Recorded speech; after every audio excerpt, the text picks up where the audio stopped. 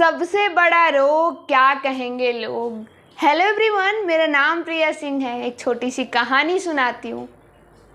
एक बहुत बड़ा जंगल था और उस जंगल में एक मेढकों की झुंड रहती थी। और एक दिन पूरे जंगल में ये अनाउंसमेंट कराई गई, उस मेढकों की झुंड की रेस कराई जाएगी।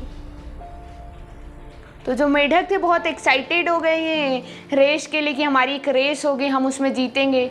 और उस अनाउंसमेंट में ये था कि जो भी मेढक जीतेगा इस रेस में उसको एक इनाम, बहुत बड़ा इनाम दिया जाएगा। तो मेढक बहुत एक्साइटेड थे रेस को दौड़ने के लिए। सब अपनी अपनी प्रिपरेशन में लग गए। सब सुबह उठ के डेली दौड़ने लगे। जब रेस का दिन फाइनली बहुत नज़दीक आ गया तो सब अपने लिए अच्छे अच्छे स्पोर्ट्स शूज, अच्छी अच्छी टी शर्ट लेने लग गए उस रेस में जाने के लिए। जब फाइनली वो रेस का दिन आया और पूरे मेढक मैदान में आते हैं दौड़ने के लिए, पूरे जंगल के जानवर आते हैं, बड़े बड़े शेर, चीता, हाथी, घोड़ा, उस रेस को देखने के लिए।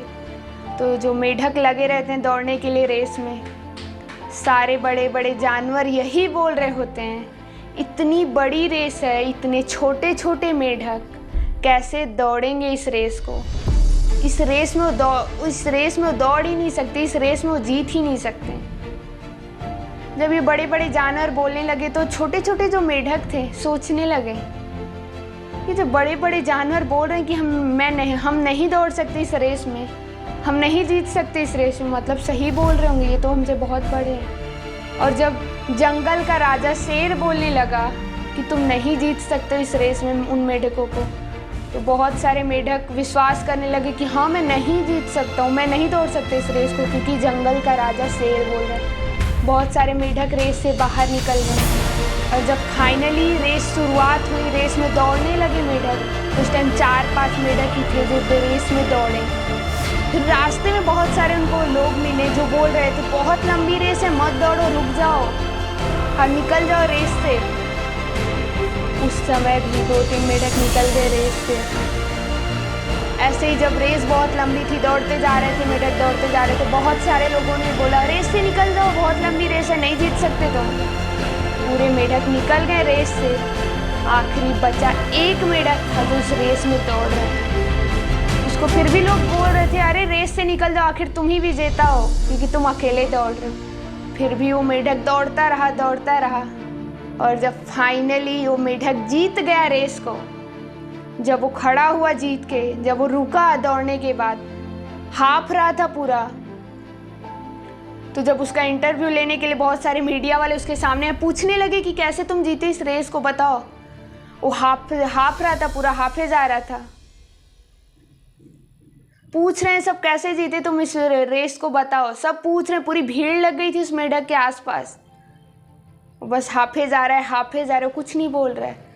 तो फाइनली कुछ देर बाद पता चला कि मेढक सुन ही नहीं सकता है, उसके कान ही नहीं थे, उसके कान खराब थे। ये बहुत छोटी सी कहानी थी लेकिन हमें बहुत कुछ सिखा जाती है। ऐसे हमारी लाइफ में भी होता है। हम किसी रेस में, हम अपने गोल्स के लिए भाग रहे होते हैं और हमारे रिलेटिव्स, हमारे फ्रेंड्स बोल रहे होते हैं कि नहीं होगा तो उससे रुक जा, नहीं, तू ये काम के लिए नहीं बना हुआ है, तू ये नहीं कर सकता है। और हम क्या करते हैं, अक्सर हम उनकी बात को सुनते हैं और हम रुक जाते हैं। तो एक छोटी सी लर्निंग है इस कहानी के लिए कि गूंगे बन जाओ, किसी की मत सुनो, दौड़ते रहो। कौन क्या बोल रहा है इससे आपको फर्क नहीं पड़ना चाहिए। आपको पता है ना कि आपको कौन सी रेस दौड़नी और आपके क्या गोल्स हैं, आपको क्या अचीव करना है लाइफ में। दौड़ते रहो, किसी की मत सुनो। जब फाइनली आप जिस दिन अपने गोल्स अचीव कर लोगे, जहाँ पहुँचना चाहते हो वहाँ पहुँच जाओगे, तो फाइनली जैसे मीडिया वाले आसपास, वैसे आपके रिलेटिव्स होंगे आपके आसपास और पूछेंगे कैसे तुमने ये अचीव किया, मुझे भी बताओ, मेरे बच्चे को भी कुछ सजेस्ट करो। इसलिए ये मत सोचो कि क्या कहेंगे। Thank you for watching. हर शनिवार देखिए मेरे साथ नई कहानी।